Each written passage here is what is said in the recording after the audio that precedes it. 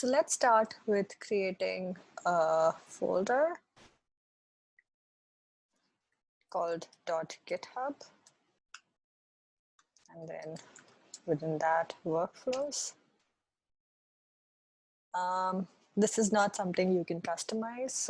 This is something that GitHub needs in order to identify the CI/CD configuration via GitHub workflows. So it needs to be in this convention. Within the workflows, we'll define two files, one each for CI and CD.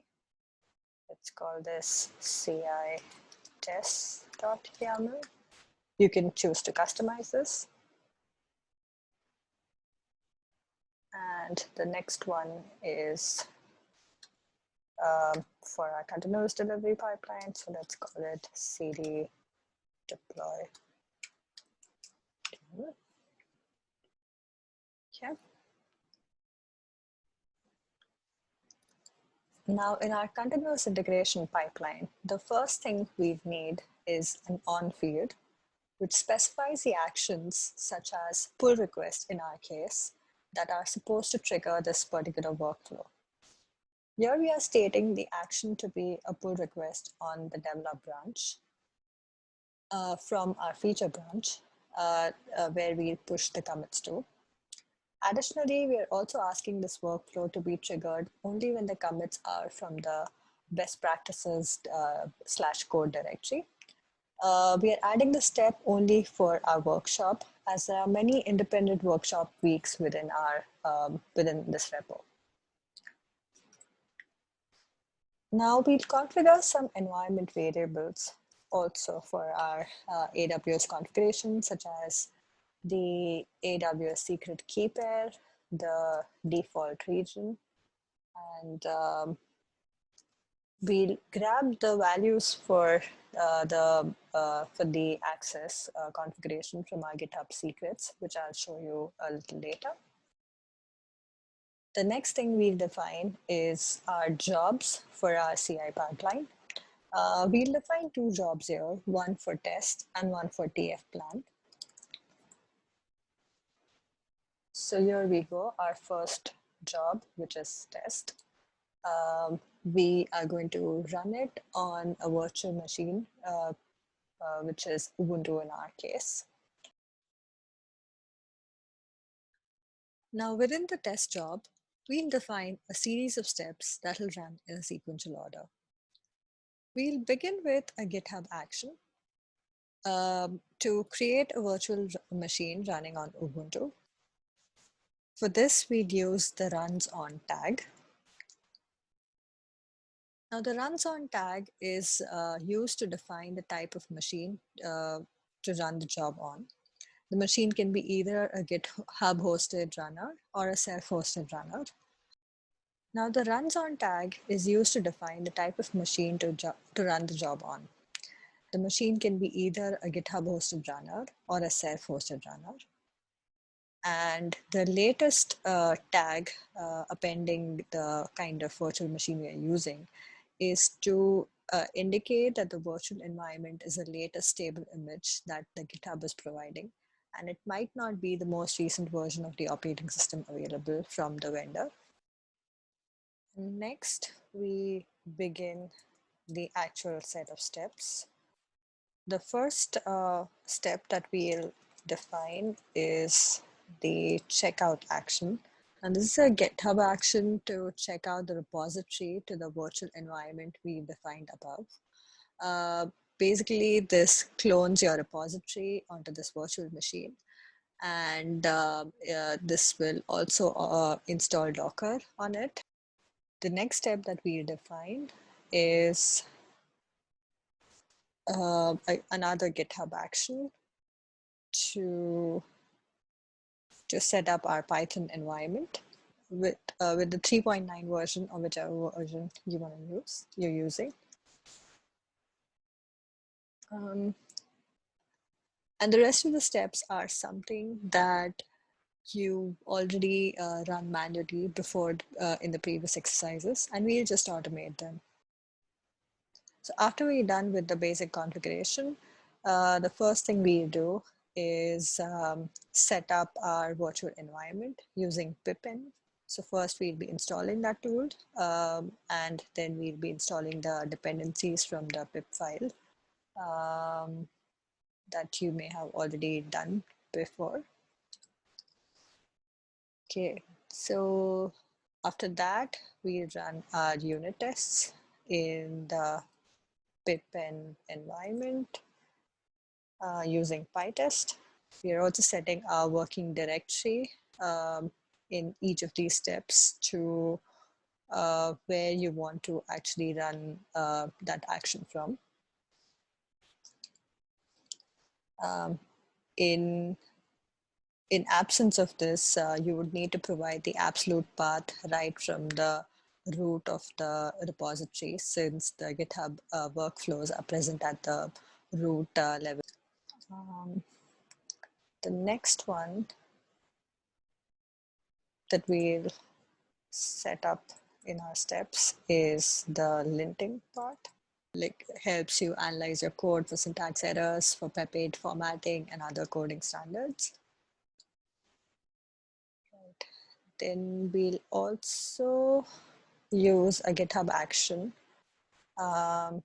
provided by AWS to configure our cloud environment using the AWS secret key pair that we are setting up in our GitHub secrets. And finally, we'll run our integration tests as we did before. And there is a slight modification in our code that we would need to make here. So firstly, we'll set, like I mentioned before, we'll set our working directory to where we want to run the integration test from. And we are also going to update our run.sh file. So this one. So currently, locally, when this file is executed, this particular command returns the current working directory.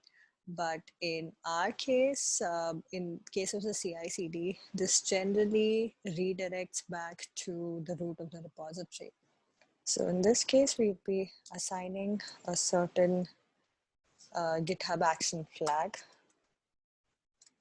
to detect if the environment from which the script is being run is a GitHub CI/CD environment, or is it a manual local environment.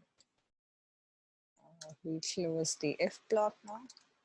And now we are done with creating this particular job. And it's not yet over. There's just a second job that we have to define now, which is the TF plan.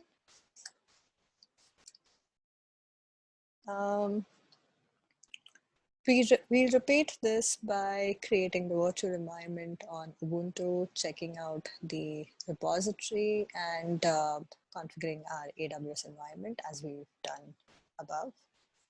So this part.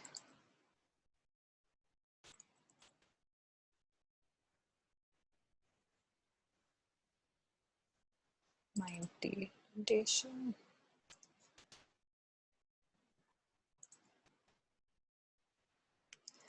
So the reason we are repeating this is because in GitHub workflows, each job is an independent container. And that is why we always need to set up a new environment for every new job. Also, one thing to note here is jobs in GitHub workflows run in parallel. Therefore, we need to make sure that we don't have any interdependencies. And if we do, then we need to explicitly define the dependencies to avoid any errors. So, okay. This is pretty much the setup that we need for this job. After this, we'll use another GitHub action to configure the Terraform environment. And the next step is the final and the most important one, which is our TF plan. So basically in this step, we'll be initializing our Terraform state and running the Terraform plan to track the infrastructure changes with respect to our production environment. And what this indicates is like when we were running our Terraform plan earlier, we were passing the variable file to be with respect to the staging environment, and this time we'll be passing something with respect to the prod environment. And for this, we'll create, also note that I've set the working directory to the infrastructure folder. So this means it is already inside it and it can directly take in the variables file from without passing the absolute path. We'll start with creating prod.tfvars file. And what we can do is copy all the staging variables and replace stg with prod. Just verify all the names. Our Lambda function and Docker file remains in the same path. Okay. All right, so we've done this one change. The other important thing to consider is our Terraform state itself.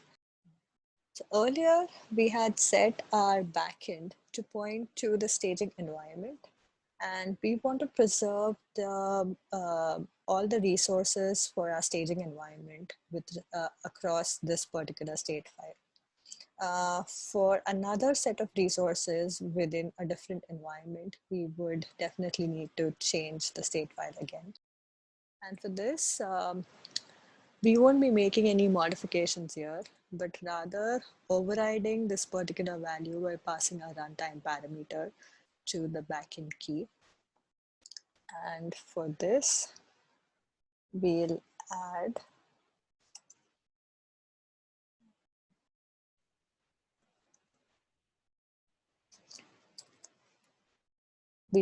a backend config tag, and within that, we will this actually points to this backend that we've defined here, and the field within that backend key is something that we want to change at runtime.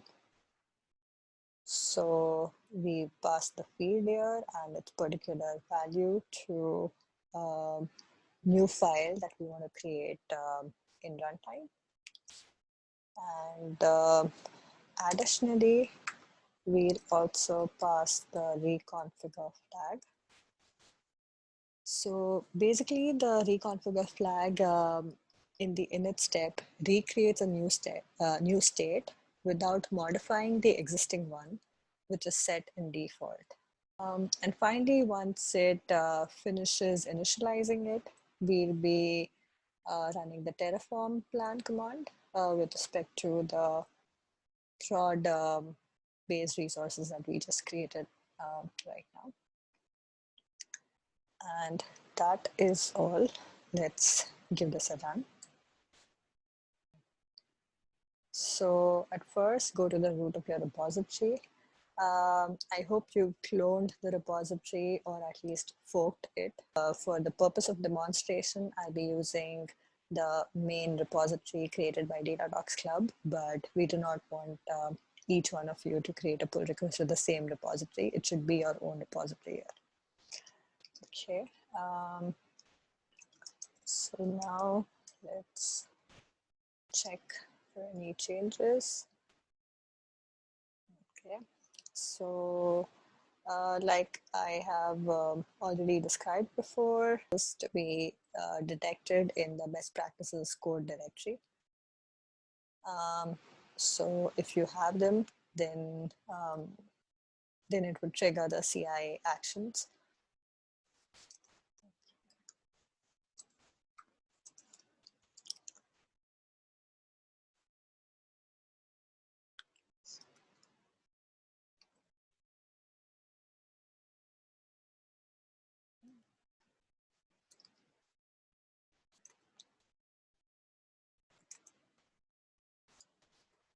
Also make sure that you are in a feature branch, and if you're currently in main or develop, then you can create a feature branch by using a git checkout -b command.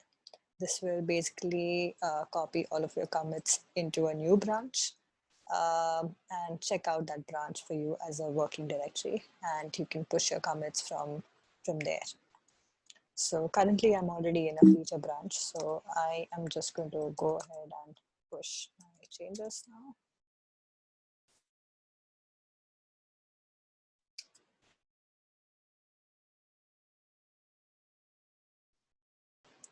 I would suggest we create another branch called as develop for the demonstration of the GitHub workflows here. We do not want to be making any deployments or merging any code with the main. You can choose to do that in your own repository, but I would really recommend having our own branch for this reason. So, and this is also what we have assigned as our action in our CI workflow, which is it should trigger only when there are changes detected for the develop branch, for a pull request on the develop branch. Okay, so go ahead and create that. And the next thing that we will be doing is go to your settings section, and within secrets and actions, you can add your AWS secret key pair here. So this is the naming convention of the AWS environment variables that we've used in our workflow. So we can keep it consistent with that. And now let's go ahead and create a new pull request.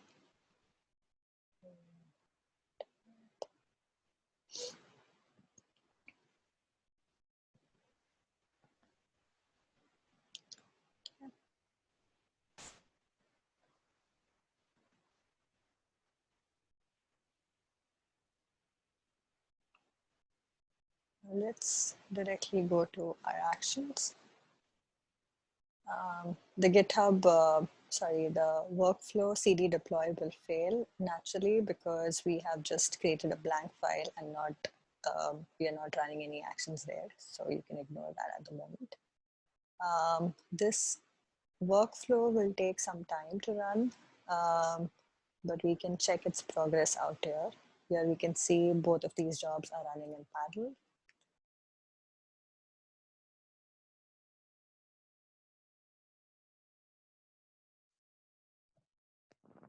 Also, if you came across an error here that your Docker file was not found or something to do with the image building part, then another thing that you may need to do is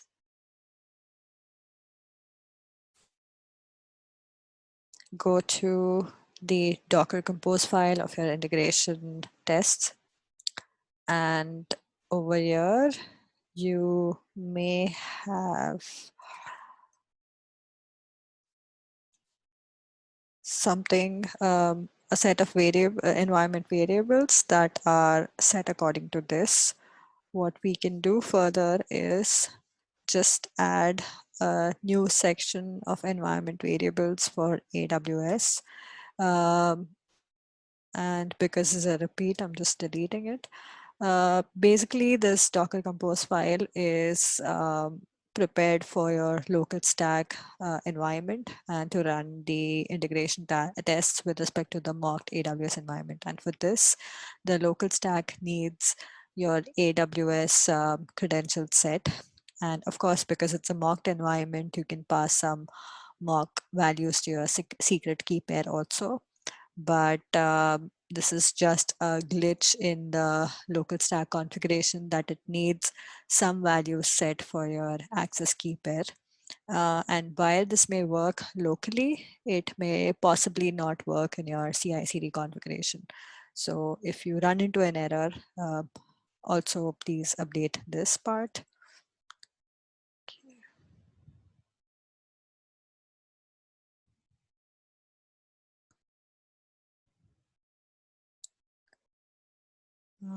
Another error that we can see here is the connection was closed before we received a valid response. This is also specific to local stack, so I guess we can set a timeout. So in your run.sh, this is where the Docker image is being built and kickstarted.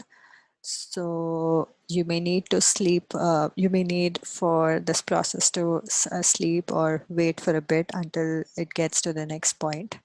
So let's increase the timer a bit by a few seconds, sort of 5. Okay. And let's give it a try. Also, it looks like the TF plan successfully went through, so that's nice. So let's just fix the test specific bug here. So I've already pushed the changes, and because we already have our pull request created, it's run a new set of actions here.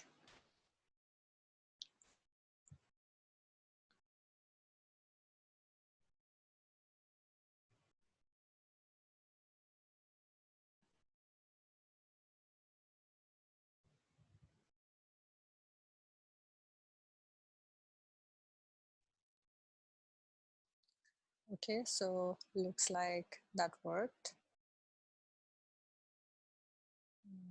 Basically, it was able to wait for the image to be built. And it connected with the endpoint for your Kinesis on local stack. And it's generated the predictions. Okay, that's nice. Great. So we have both the jobs in our CI workflow successfully executed now. So then let's move on to the CD workflow, which is for the continuous delivery part.